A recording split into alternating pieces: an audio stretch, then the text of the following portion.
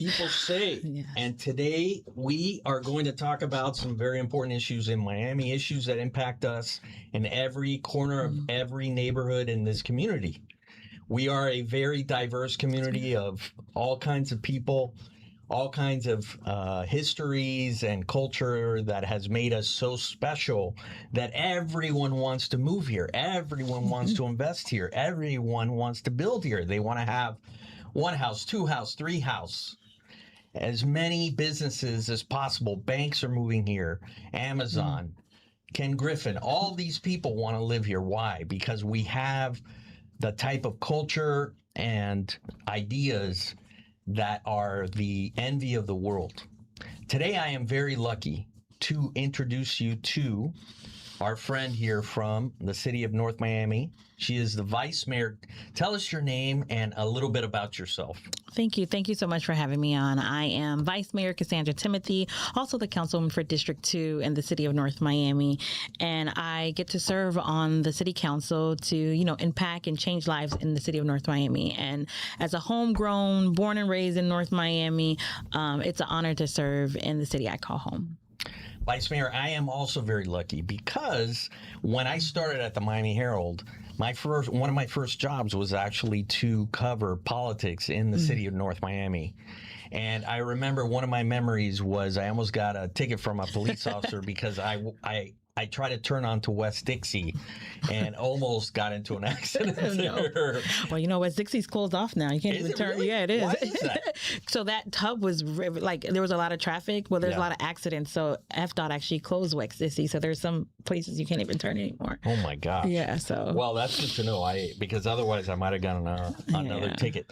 But the reason why we're here with the vice mayor, who's kind enough to join us, is that we want to talk about temporary protected status for Haitians, Venezuelans, and a bunch of other people who have been afforded the opportunity to be in the United States and be able to work and create lives for themselves here. And in the case of Haitians, there's an enormous decision that came down from the U.S. Supreme Court that's going to have reverberations in our city for a generation. And I want us to talk about that and understand what's happening so that we can all take action and make sure that we can do everything in our power to prevent Haitians from being deported. So can you tell us a little, Vice Mayor, about what it was that the Supreme Court decided and what is supposed to happen next? So the Supreme Court decided in a 6-3 decision that the government has the ability to end TPS. It did not say whether the government was right in doing so by determining did the status, change in the country, is the country safe to return. They pretty much gave, the administration the go ahead to say, hey, you can green light deportation if you want to end this program that is under, DHS, which is one of the secretaries that the president's able to appoint. So now the government has the authority now to end protective statuses for, individuals, I think is in 19 different countries that currently has TPS. It happened, a couple of months ago for Venezuelans, now Haitian and Syrians, next maybe Honduran. So pretty much it green lighted the administration and giving them that authority to start, to end this protective status. So what happens next for over 350,000 individuals who currently have TPS? On July 10th, their work permit expires, so they're no longer able to work.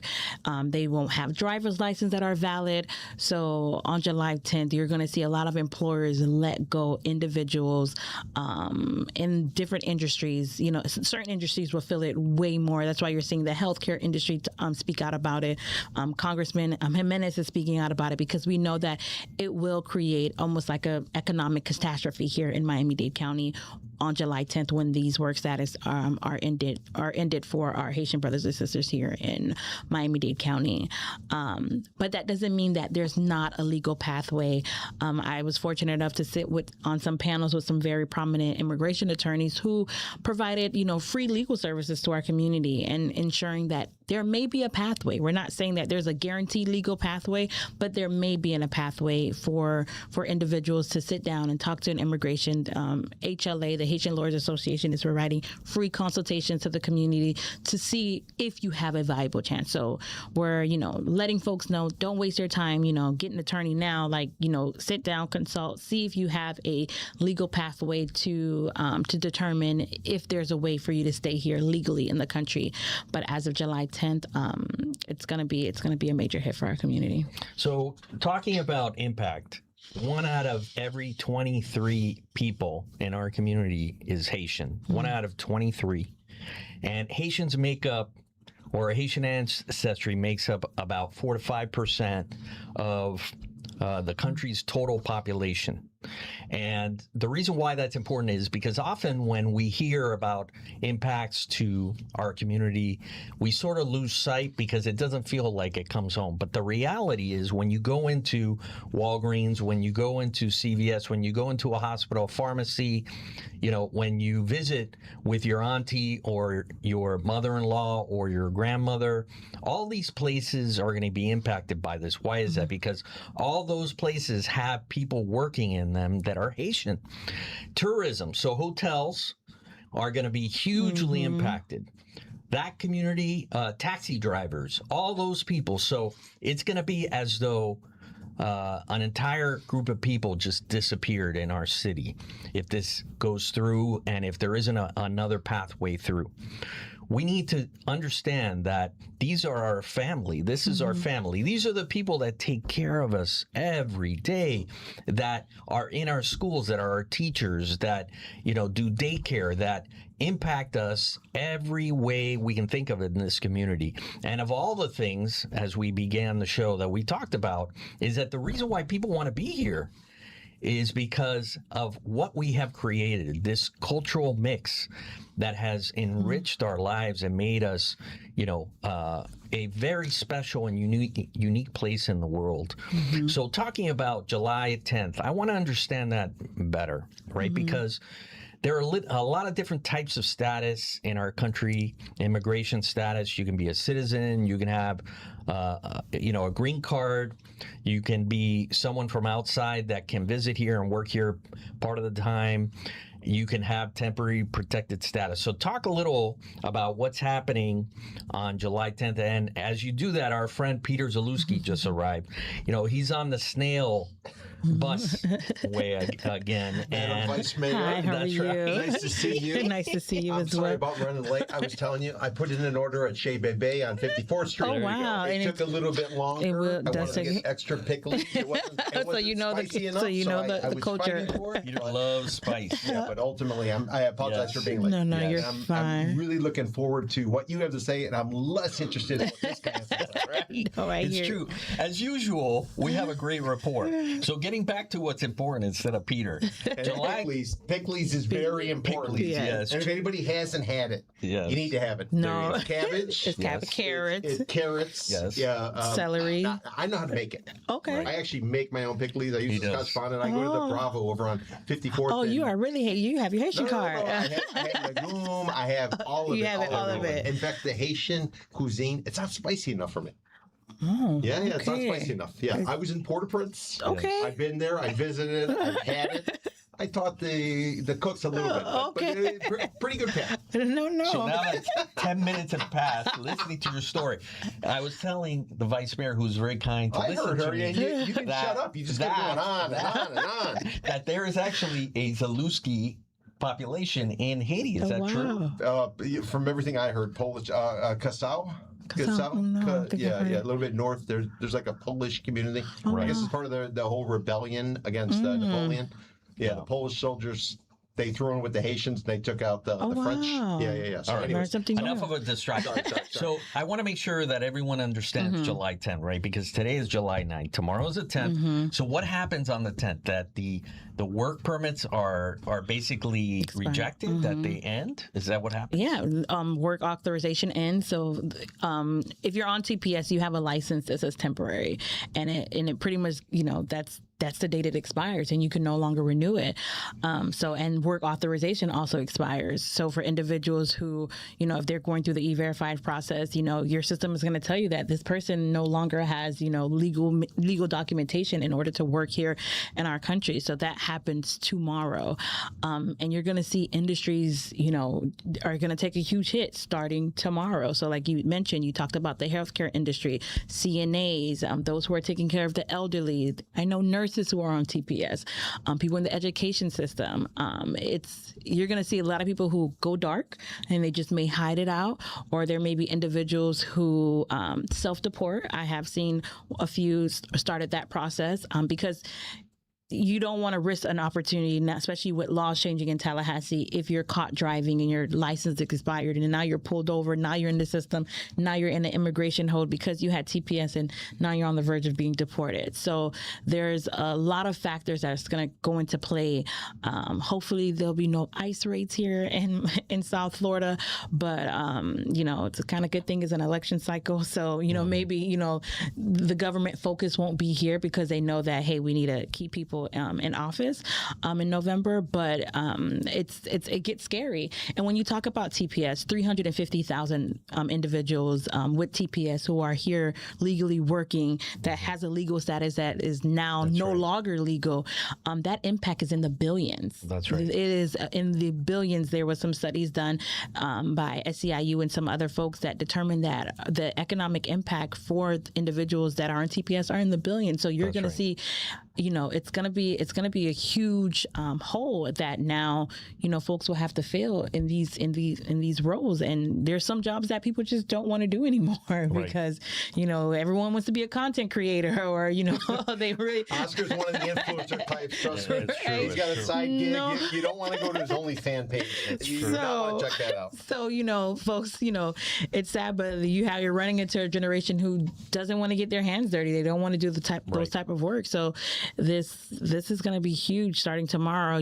Tonight there's going to be a rally at the Little Haiti Culture Center to also raise awareness at 5:30, so folks can stand with us and make their voices heard, because hopefully we make enough noise. Maybe DC hears and extend it for another 30 days. The president has talked about the tourism industry or the agriculture industries, because now the farmers are taking a hit.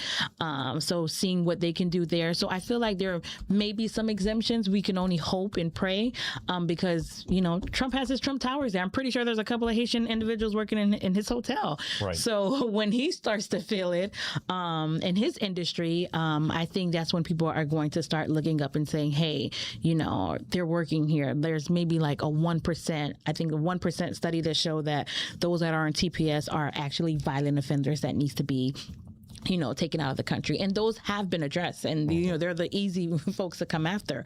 But, the 90-something% are here working, contributing to our economy. They're going to school. They're getting education. And they deserve to stay here. And it's not just, those that have been here maybe for like 2 or 3 years, but there's folks on TPS for 20, 30 years that own homes, that have U.S. born children, that are now like, what do I do with my assets? What do I do with my home and my cars? And now they have to get an estate attorney and maybe put something in a trust to try to determine how do they protect what they have here in case something were to happen. So you're seeing a influx of fear from the community on all ends. And I was going to say, the Haitian community has a significant impact on our overall cultural community down here in South Florida, what I would tell you, to the point where there's one of the great American writers guy called Tom Wolfe. Tom Wolfe came to town and he wrote a book called Back to Blood. Back to Blood, it was based on a bunch of different diasporas based in Miami and how it all kind of came together. And there was a crucial character in the book which is of Haitian descent. So this is not something that people just, they tend to ignore the Haitian presence here.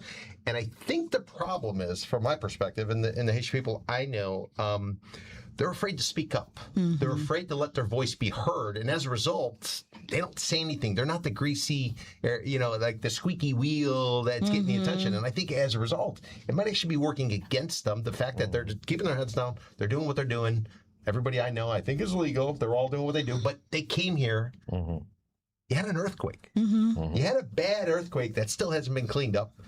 You have gang violence. I was watching a video today. They're going to neighborhoods in the mountains, forcing everybody out. You grab your bag and you leave. You don't know where you're going. So if, in fact, the end of TPS and the deportations, you're sending these people into a situation. I mean, our neighbors who were in the restaurants, who were in the hospitals, who were everywhere, you're going to send them back into a situation that simply doesn't make sense. And I think a lot of people, they don't feel it's right. It's absolutely not right. And I realize it's political, it's this, it's that. But at the end of the day, these are our neighbors. These are people we cook for, they cook for, we're interacting, we're having a great time. We go to the Haitian Festival every year. We go to the Caribbean Marketplace over in Miami. I go up to North Miami. I check out some of the different places. Yeah.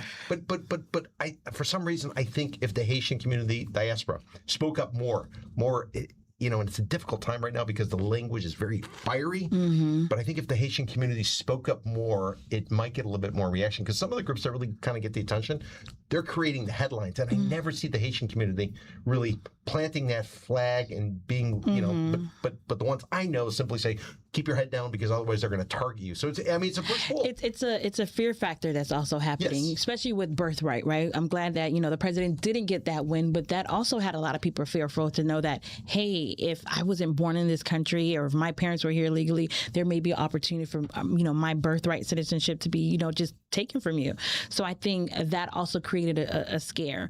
In the Haitian community, you will find times where, how do I say this to be politically correct, right? Say it straight. But you're gonna find folks that are their family members who probably came in and they didn't come the right way. So now they're afraid, but they might be a citizen as of today, but because of something in their past that they're afraid that might come up, they're afraid to stand up. So what you're seeing now is individuals like myself who are who parents are, you know, Haitian immigrants who came here who are now citizens. I can speak up because I was born here. I'm not afraid, right? Yes. But you know, those who are from Haiti that might be U.S. citizens, they are afraid to speak up because they do feel that, you know, they're going to come and take my citizenship. And so I think that is a huge factor why you're not seeing it. You know, you have the Marlene Bastiens who've been speaking up, you know, for years, who's now a county commissioner. Like, you know, she can't stop speaking up, right? You have the Gypsy Metellises who are doing the good work with Suntlie and the Jean Monestines and, you know, my city clerk actually right now in the city of North Miami, Vanessa Joseph, she is the president of the National Haitian American Elected Official Network. And what that is an organization that has all Haitian American elected officials throughout the entire United States. So Haitians have presence right now in 19 states, from state senators to, you know, New York Assembly members to, you know, here in South Florida where we have like the huge amount of numbers. But, you know, and her being that chair, you know, she's, you know, trying to galvanize the group, right? And, you know, that's why they're organizing the rally tonight. But then you're still seeing maybe like 5 or 10 or 20 people show up. And this is where I think we have to get, I feel like the Haitian community has to get a little bit creative and bring in our Venezuelans, bring in our Cuban community, bring in our Honduran, let everyone stand up for us because we can't stand up for ourselves. So this is where we have to, you know, I've called on my rabbis in North Miami. He stood by and prayed with us when we had the rally with Commissioner King at the Little Haiti Culture Center. But, you know, it's going to take different groups coming together and saying, hey, we don't want this to happen to our Haitian brothers and sisters. It's the, you know, the seniors in the Jewish community. There's a Jewish senior center that they put out a letter and they're like, hey, we love our Haitian workers here in our community. We don't want to lose them, that they're afraid. So it's, hey, reaching out to your network and telling them stand with us. Like if we can't rally, if we can't protest because they're afraid, this is where we have to count on our counterparts to join us in this fight. So I think also people need to understand that temporary protected status meant that the people that were under that status were here legally, right? So the whole argument that there needs to be some, focus on people that are here illegally, the Haitians that are under that status are here legally. They're legally able to work. They're legally able to live here, send their kids to school, go to the doctor, go to the hospital, go to their churches. The history of Haitians in Miami specifically, in 2001, we had our first Haitian American mayor in North Miami. It was Joe Celestin. And I remember those days, and it was a national story. We took so much pride in that fact because Haitians who had come here had had grown up in this community and become leaders, people that would be elected to office. It's so hard to be elected. Correct. And in North Miami, we had the first Haitian American mayor. Incredible story. And part of the issue also is that, like in Ohio during the last election, there was this whole thing about Haitians who were being attacked because of allegations that were completely Correct. 100% not wrong. And what the governor has come out and said after the Supreme Court's decision is that all these people that are in his city were there because the city was dying and Haitians helped bring it back to life, and they were there legally. They were under TPS protection. So think about that for a minute, because in our community, everyone who's here has someone they are connected to who is Haitian, whether it's the person working for to keep their family healthy, right? To make their hotel. Don't forget beds. the jitney driver. The jitney driver. The jitney driver The takes taxi you up driver. 163rd Street. Peter was just talking about. Peter was just talking about A little bit tight food. though. A little bit tight on that jitney. The food that he loves. There's a Haitian book fair every year at the marketplace. Little Haiti is a place where you can find a lot of different type of Haitian experiences. Great like bookstore. Havana, Great bookstore. not as big, but still, it's a place where you can go to and understand the community better. But you don't have to go that far, because you just knock on your neighbor's door and they're either your neighbor, or they're helping your neighbor, or they have the restaurant up the street, or they're in the hotel bringing your luggage up to your room. That's the reality here. And what we need to do today at 5:30 is the Haitian Marketplace. The Haitian event. Marketplace, there's going to be a rally. We're calling on all communities to come together and stand with the Haitian brothers and sisters, because, I'll be there tonight. I'm calling on other colleagues and members to join us, because we have to make noise. We have to send a signal. We have to send the waves to Congress. Maybe the Senate will, pick up and pass the legislation that the Congress passed that would extend TPS for another 3 years. Although the president has signaled that he wouldn't sign it, but it's only we can only hope, right? We can only keep fighting and pushing for something to keep going, even if it may be dead on arrival. Well, who knows? But we want to show that, hey, there's different communities standing with us, and for the House to pass it with bipartisan support, that speaks volumes, because everyone says the House is crazy, right? And the Senate's kind of calm, but they were able to do so because even they realized that, hey, let's keep them, let's keep them here. Let's keep the economy going, because you're going to see unemployment numbers go down. You're going to see, folks are struggling. They're struggling now to keep their doors open with finding good workforce labor. But and it's really unfortunate. We're in a red state, and the red state loves to talk about capitalism and capitalism. Okay, so let's talk capitalism. The Haitian impact on real estate. They own stuff. They rent stuff. They fix stuff. They're involved with stuff. Your community, that's a large Haitian population. Do you have any ballpark figure, percentage-wise, demographics, in terms of how it breaks out? So, just to give people an idea. And then of that, what percentage is homesteaded in terms of primary residence? So about 40% of our community, we're roughly around 40% of our community is of Haitian descent. Okay, and your population? And our population is about 65,000. All right, so 40%, so we're talking 30,000 people. Correct. And in North Miami, we have almost 80% of our homes are homesteaded. So you're talking, folks who are here, living here, some of them, it may not be their homesteaded property, but homestead is pretty much where our butter is coming from. And these people are paying property tax. Correct. 2%, well, if they homestead, they lock it in, but 2% annually, that's going into the coffers of the county. Mayor Cava, you get 2%, you're getting a portion of that. It's going to the city. It's also going to the school board. Correct. All the money is going there to contribute to the overall well-being of educating the students, policing the streets, just doing what we do as a community. Correct. So if they want to talk about just deporting these people or kicking them out or more importantly, making them feel unwelcome, and they're paying their taxes. Why don't they get a fair shake? Like everybody else gets a fair shake. And the unfortunate part is that for a lot of individuals who are on TPS, like you just hearing their stories, and I have family members who are on TPS, they thought it was like, hey, this is a legal pathway. I have it. I had it for so many years. I think I can, keep it. They never thought that it was going to end, or they never thought that there would, be a cease to that program, because everyone wants to say T is for temporary. They should have known that. But at the same time, too, you have an administration that is hiking up the fees for these applications. To apply for any type of program is costing anyone at the minimum $5,000 with application fees and whoever you're utilizing to fill it out for you. If you have to go to see an attorney because you might have to make a stronger case for yourself, but not everyone has $5,000 to $10,000 at their disposal to say, hey, let me throw this down a case. But it's unfortunate because you've had TPS holder who were held up in maybe in ICE detention center. I had a loved one who also was held up but had an approved permanent resident application, was married to someone who's a U.S. citizen. They've been together for years, but had an old deportation order on his system that he had to get lifted. And of course, these judges are not taking cases, rapidly. So it was pending, and he got picked up, and it's unfortunate, but he was able to, pay the legal fees. And, it's not the regular bond where you're paying 10%. You have to pay 90% of that bond sometimes to get out. So it cost them about $20,000 between legal fees, bond, just to go through that process. And thank God he had already a legal pathway in motion. It was just taking forever. And so you're going to find a lot of these individuals in similar situations where they might have an approved I-130 for a relative, or they're already married to a U.S. citizen, or, waiting for that green card application to be approved. But if there's something else pending that, might need to be addressed, it's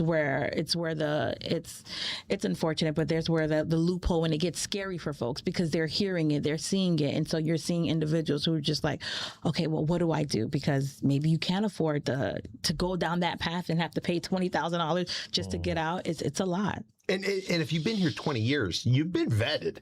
If you're doing some shady stuff, Oscar, I'm not looking at you, but if you're doing shady stuff, chances are you would have popped up on the radar. Correct. So if you're just laying low and you're doing your thing, and all of a sudden you're going to be targeted. But I do want to make a comparison.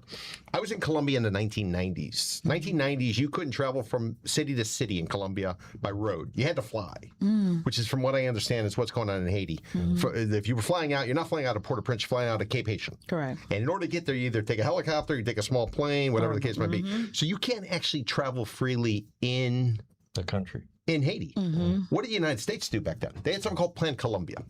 They brought out Plan Colombia. They threw all this cash after wiping out the narcos. They drove them all over the Venezuelan border, and then we end up with what we have. You have a situation that, in my opinion, I'm not a political expert by any means, but I've been to both places and I've seen it. You have a situation in Haiti where basically all of the cities are cut off because you have gangs who are basically doing what the Colombians called fishing. They'd be a fishing situation. You drive through, they'd stop you, they go through, they would kidnap people, they do all the time. It's the same situation. The United States was throwing $1 billion a year to Plan Colombia to try to clean it up. What is the United States, and this could be rhetorical because you're an elected official, what is the United States doing to solve the problem in Haiti? At the same time, we drove a lot of work over to China, and Haiti was one of the countries benefiting from something President Reagan put in a place called Caribbean Basin Initiative, where you would take U.S. apparel, you'd ship it over to Haiti, you ship it over to parts of the Caribbean, they would assemble it, and then they return it back duty-free, and therefore people were making money, U.S. investment was going in there. So, what is the Haitian diaspora, what's the community supposed to do if it's very comparable to where Colombia was 25 years ago, and at the same time, China has taken a lot of the business, and now Vietnam and India and places like that, and I don't know if the Haitians want to be here. I think they're forced to be here because of security as well as economic conditions that a lot of what's going on in Washington is influencing. Correct. And we have to talk about the gang violence, right? So when you're talking about the gang violence, Haiti does not make ammunition. All of the ammunitions are coming from U.S. soil. So if we want to talk about, drying up the gangs, let's address what's happening at the ports. Let's address what's happening with the ammunition that are American-made, that are leaving the soils here and heading over to Haiti. Because at some point, your bullets have to run out. And it's sad, but, the government is also controlling some of the gangs, right? So there's a lot of corruption happening here. Our police officer worked with the UN, and he understood the mission. So you have folks who are coming in training, right? So the UN would come and do training, and hey, we're training these individuals how to do these technical stuff, and then hey, the government comes in, hey, let's squash this, forget about this, because they want to control what's on the ground. So you're dealing with politicians who are, not, that are corrupt.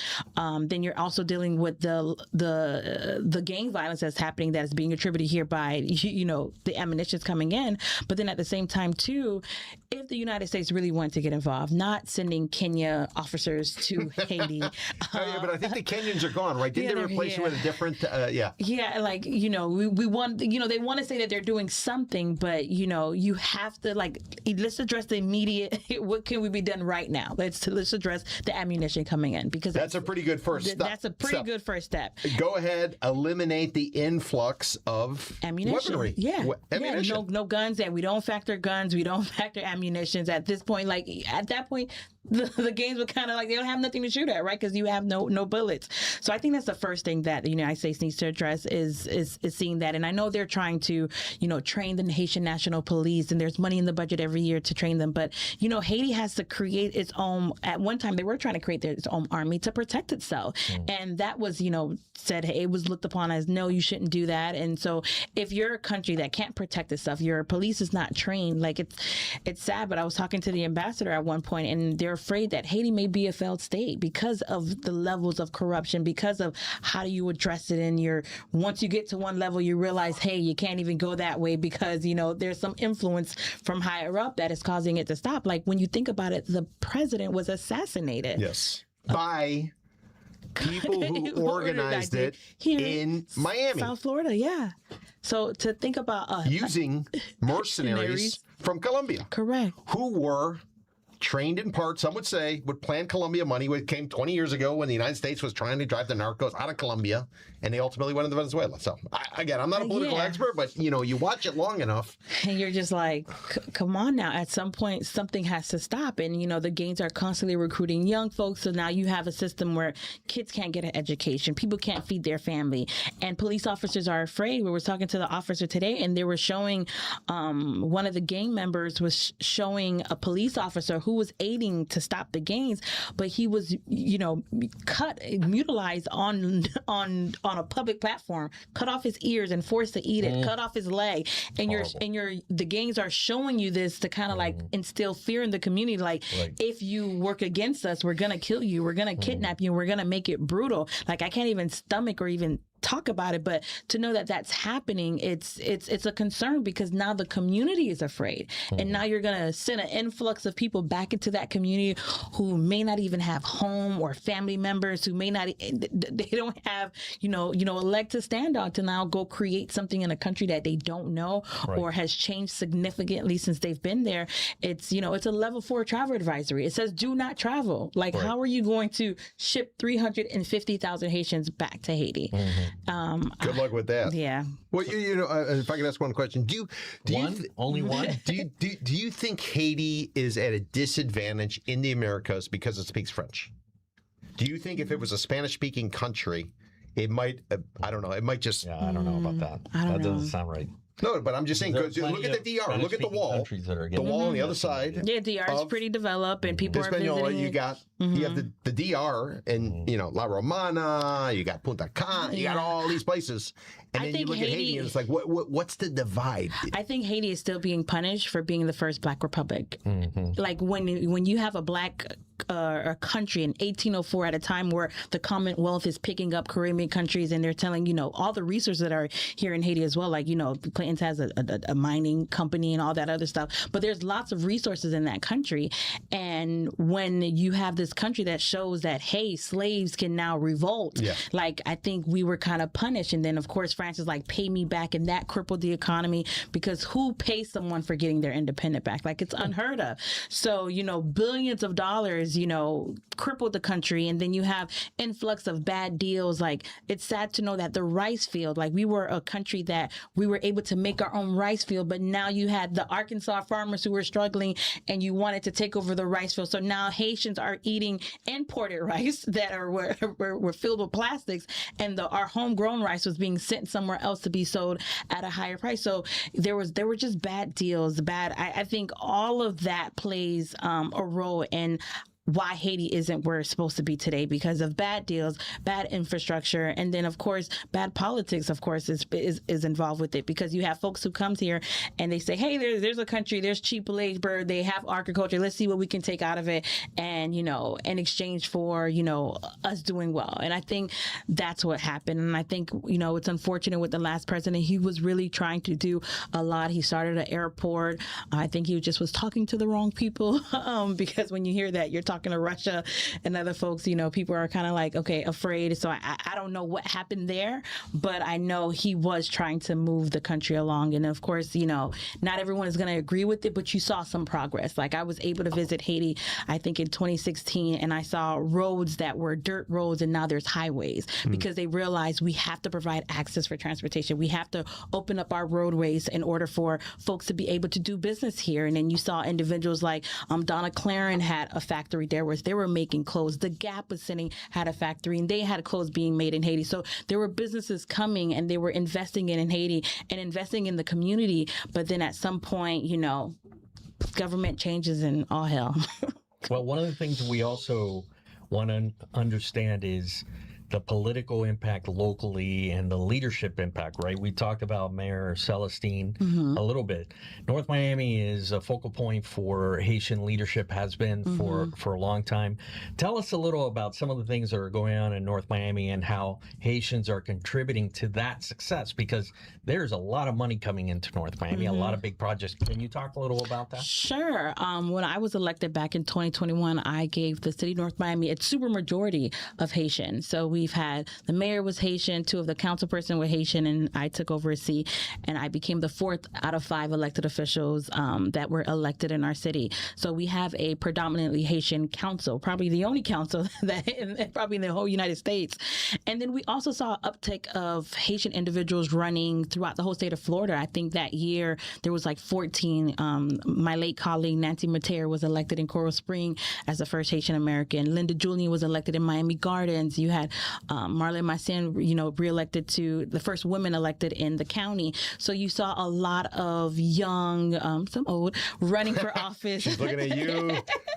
But running for office in these positions, and where it's something about the resilience in our community that we want to impact change. We want to see our communities thrive. And in North Miami, when I was elected, we were dormant for a while. Like North Miami went 50 years, didn't see any development. And then we had the Solomia deal that happened, and ever since that, Biscayne Boulevard. Biscayne Boulevard. Solomia. Solomia. And it pretty much... Which, by the way, was a Superfund site. This is a site they used to drop whatever the heck they wanted. Correct. And now all of a sudden you were getting this new development. Luxury, yes. Yeah. Oh, it's a $1 million an acre. Jeffrey Sofer. Yeah, Jeffrey Sofer. Fontainebleau, everybody to Fontainebleau, guys. The Aventura Mall, guys. They're building there with Richard Lefrak. Correct. They're building all of that. And you have FIU's North Campus there. FIU North Campus there. So you have this 183-acre site that's being redeveloped into this master community. And then and then Johnson and Wells left, and then that area Johnson and Wells left, and then that area is not up for grabs. It's being redeveloped. It's incredible. You have Related Group building in our city. You have all of these developers that are now looking at North Miami because we're at a center point. Yeah. We're like 30 minutes from Miami Airport, 30 minutes from Fort Lauderdale. Like Biscayne, Aventura, you can get anywhere from North Miami. And we're like we were a flat city, but now we're going up. We're starting to see a lot of redevelopment. Yeah. Our park that has been promised to the community since 2005, Catney Park, is finally in the ground being developed. Right. So you're seeing a lot of development. You're seeing a lot of young families. People are buying homes here. We're probably one of the last cities in Miami-Dade County that has affordable housing, and we've been fighting for more affordable housing. So we're still seeing homes in the 400s, but then of course you have the homes in the millions of dollars as well. That's on the water. But we're seeing a community that changed, but still it still has its character. It still has its diversity. It still has their Haitians. There's Venezuelans. There's Hondurans. Like we have even an Asian population. Like, well, you know what else is there? You want to know what else is there, Oscar? What is that? You don't have a clue about this one. All right, I'm ready. The Czech American Club yeah, is located. yeah. Everybody, the Czech American Club is located there. I've been there multiple times. Yes. I go for the Czech Festival. Yeah, of course. Yes. We actually just gave them a grant from our CRA. Beautiful piece of dirt. Yeah. Right on like a canal or a on river a or canal. something. Mhm. Beautiful piece of dirt. Oh, look at that. Thank you. Thank you. Thank you. Amazing. Thank you. Thank you. So North Miami is changing. We're development, and we're also very, very diverse. So you're going to see a little bit of everything in North Miami. That's incredible. And if you drive through the main strip, which is 125th Street, you'll see all these new apartment buildings that are being built. And it's remarkable because for many years, 2 stories was maybe the norm, 3 max. And now you're seeing 8 stories, 10 stories. There's a warehouse district in North Miami. Correct. So all this leadership is bringing new investment, new ideas. Brewfest is in North Miami. I don't know if you guys ever been to Brewfest. No, I haven't. Oh, you haven't been to Brew? It's the same group that the Soapy Food and Wine Fest. They created the Brewfest. It's a beer. It's always in November. The third Saturday in November. Oh, yeah. So it's awesome. a really good time. If you love beer, you're gonna taste all types of beer there. That's really great.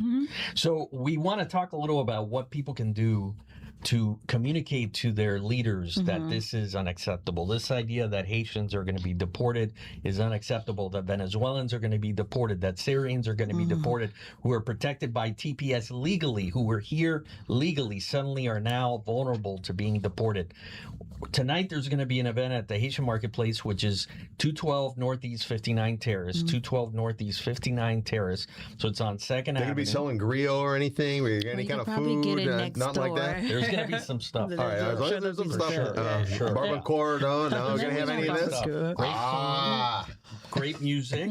People perform, individual singers. I've seen that in the event that happened when TPS first came up, when it was being adjudicated in lower courts and heading to the Supreme Court. There was a big event that was held at the Little Haiti Cultural Center. There's going to be that tonight. What else can people do? Go there tonight, but what else? Who can they call? Who should they be talking to? Yes. How can they volunteer?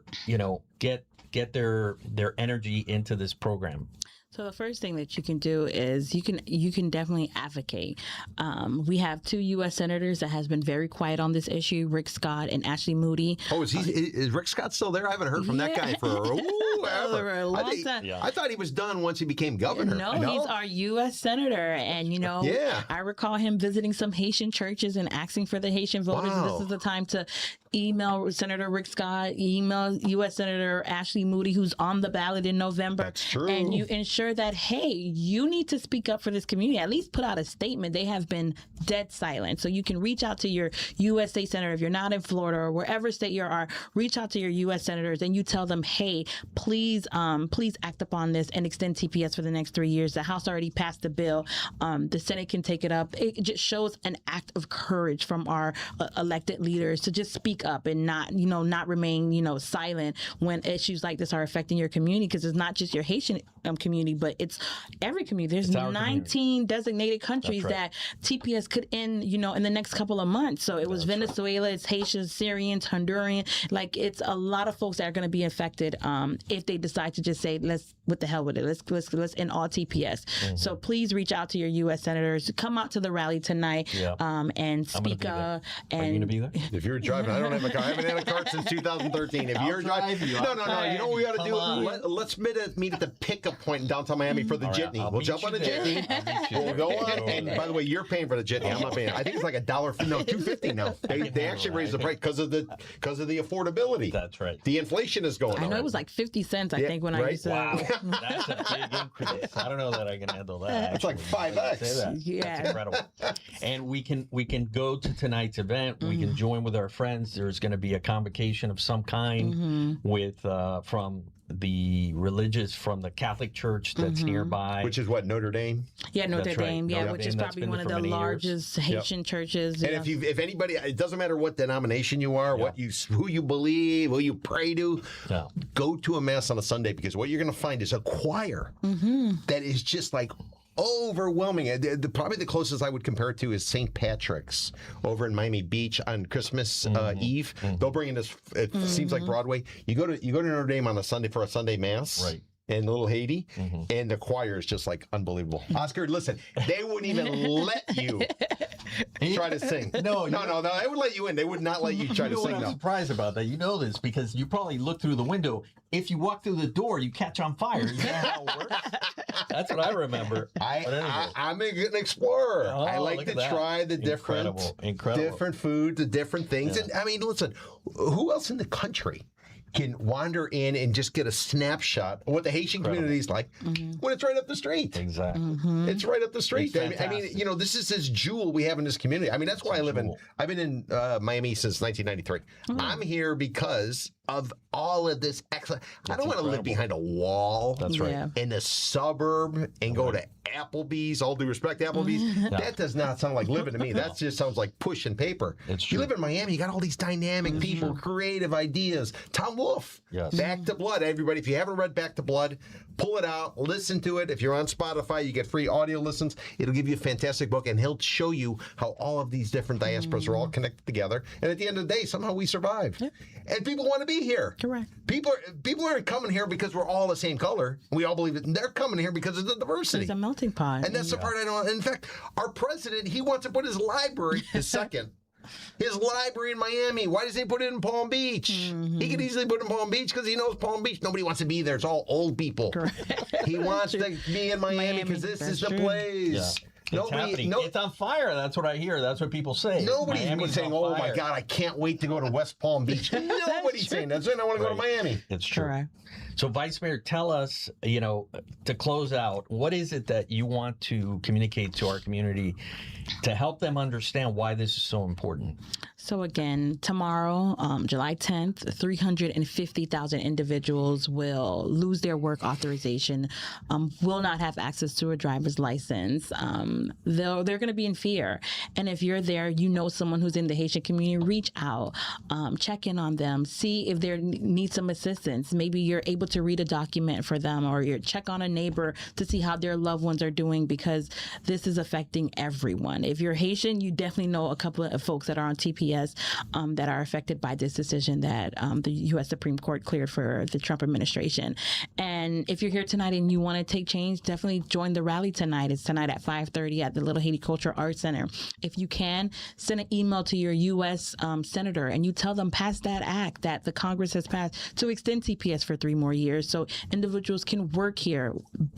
Over $1 billion is the economic impact for TPS holders. And there are nurses, there are people in our healthcare workers, there are our neighbors, there are, people who are taking care of our churches and our loved ones and our aging loved ones. So, if you're a community that cares, if you're a community that, love others, like we are called to do, stand with the Haitian community and see how you can provide support, because it's definitely a trying time. And yesterday was Venezuela, today is Haiti. Anyone who has TPS should be afraid right now and should be taking measures if they can to seek legal help, proper legal help, not just these scammers out here saying I can switch your status, but ensure that you can get that help for your loved one. And let's see if we can get TPS extended for our community. Well, thank you so much for coming today. And Peter, thank you for showing up. Thank you. It's so generous of you to show up to our show. The order took forever. I got to sit in the car. I wasn't even able to eat it. Jeez. So thank you for joining us today. And please get involved and connect with your community. Reach out to someone, hold their hand, put your hand on their shoulder, make them understand that you appreciate what they're doing in our community, that you love them, that they're your neighbor, you understand, and you want to make a change that's going to keep us together, right? That's going to build bridges between our communities, not tear us apart. Today is a day. There's going to be this event at the Little Haiti Marketplace at 5:30. Please go there, Northeast 2nd Avenue and 59th Street. I'm going to be there. If you have some grudge against Peter, he's going to be there. You can talk to him personally and tell him.